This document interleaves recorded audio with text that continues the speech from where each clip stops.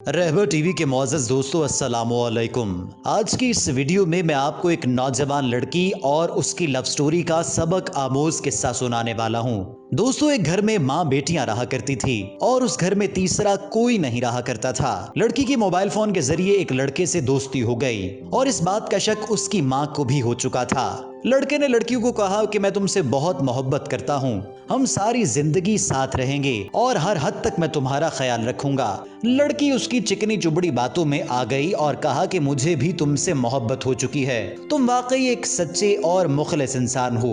अब इस सारी सूरत हाल का शक लड़की की माँ को हो चुका था और लड़की की माँ को यह बात मालूम थी कि अब वो लड़का इस लड़की को मिलने के बहाने कोई ना कोई और कहानी सुनाएगा और लाजमी तौर पर इसके साथ मुलाकात करेगा। लड़की की माँ ने घर के बाहर सीसीटीवी कैमरा नस्ब कर दिया और कड़ी निगरानी करने लगी कि आखिर ये लड़की घर से निकलकर कहाँ जाती है, किससे मिलती है और पढ़ाई के बाद क्या करती है। जब माँ ने अपनी बेटी पर कुछ पाबंदियां लगाई तो लड़की को अपनी माँ से चिढ़ होने लगी और वो उसके पीछे पड़ गई। कहा कि माँ, तूने तो मेरा जीना हराम कर दिया, छोटी छोटी बातों पर मेरा इंटरव्यू करने लगती हो और मुझसे लंबे लंबे सवाल पूछने लगती हो। भला तुम्हारी अपनी जिंदगी में कोई काम नहीं है? भला तुम्हें और कोई मसरूफियत नहीं? दोस्तों, मामला कुछ यूं हुआ कि एक रात लड़के ने कहा, मैं तुमसे मिलना चाहता हूँ। लड़की ने कहा कि मेरी भी यही ख्वाहिश है।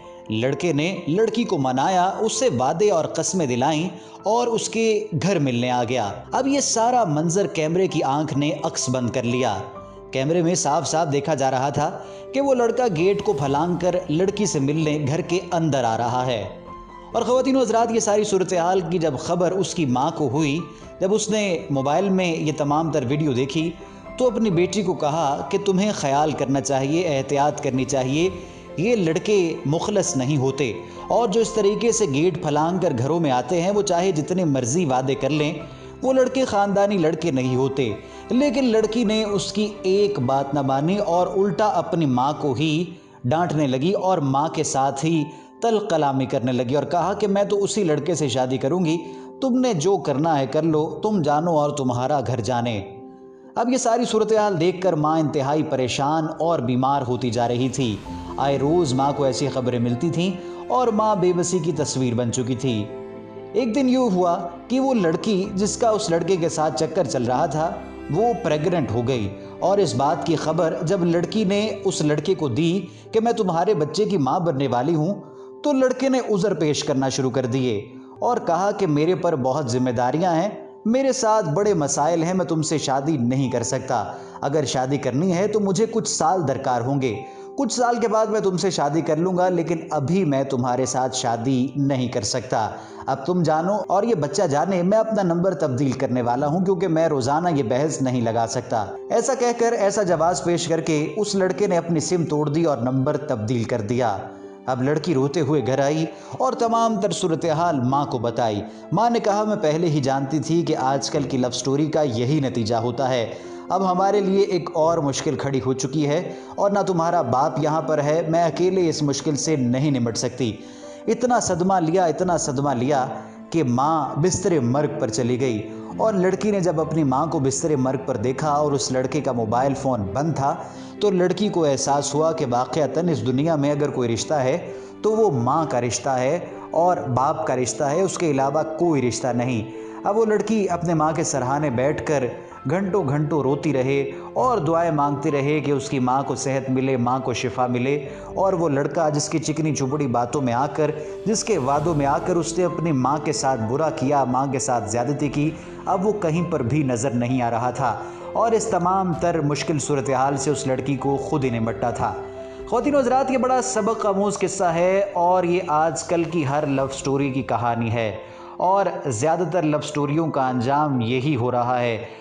लड़के या फिर लड़कियां वादे करते हैं और बाद में उनको पूरा नहीं करते। ख़वातीन व हज़रात, यहाँ पर मैं आपको बताना चाहता हूँ एक और किस्सा जो इस माशरे में लड़कियों के अंदर पैदा होने वाली बुराइयों की तरफ भी निशानदेही करेगा।